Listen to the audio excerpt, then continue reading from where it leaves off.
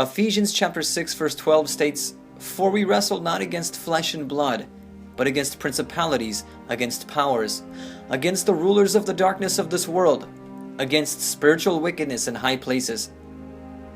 According to this verse, we are at war with spiritual forces.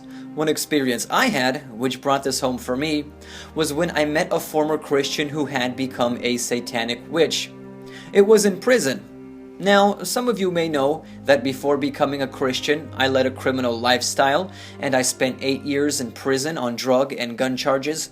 And while I was in prison, that is when I became a Christian.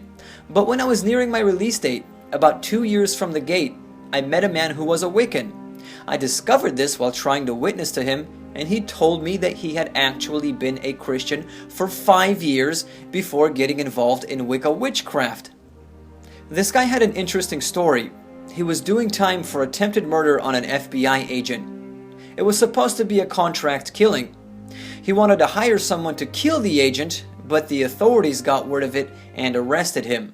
He was sentenced to 10 years behind bars. After being locked up, he faced abuse at the hands of prison guards. They don't like it too much when you try and harm officers of the law. They would assault him verbally and physically. He even said they beat him up so badly in his cell once that they knocked out some of his teeth.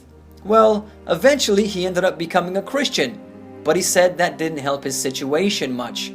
He was still at the same prison with those same guards, experiencing abuse at their hands on a regular basis. He prayed to God fervently to get him out of there, to no avail. He said it was a living hell. He began to doubt God. God wasn't answering his prayers. Why? I don't know. I can't answer that because I didn't know the man's heart. Only God knows that. What I do know, though, is that he said he came into possession of a book of witchcraft. I remember him telling me that he knew he wasn't supposed to have that type of material in his possession, and I think it's for good reason, because of what happened next. He started reading it. Curiosity got the best of him, and in that book was the name of a principality, a spirit, upon which he could call. Being low on his faith, he bowed down to his knees and prayed to that spirit. He called upon the name of a demon. Then he heard a voice. "What do you want?" He told it he wanted to be moved to another prison. Within 2 weeks, he got transferred and he was shipped to my prison. I told him, "That's insane. You're talking to demons." He knew it. He knew the Bible well enough to know what he had gotten himself into. I told him, "Now that you got what you wanted, why don't you just repent?" He said, "I can't. God didn't give me what I want." We are at war with spiritual forces, and following God is not always easy. This kind of reminds me of the Hebrews, which were captives to the Egyptians for 400 years, or the millions of Protestants who were persecuted and died for their faith during the Dark Ages. One can only imagine what went through their minds during their times of trial and the kinds of temptations they were faced with. That was only one of many interesting experiences I had while I was in prison.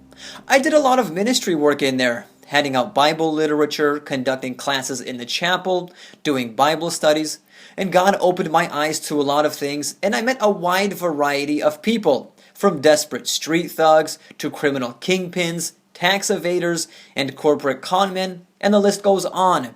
If you'd like to hear more about that, or if you have any questions, just let me know in the comments section. Thanks for watching. Subscribe if you're new. If you enjoyed this video, feel free to like it and share it. And stay tuned because more videos are coming soon. God bless.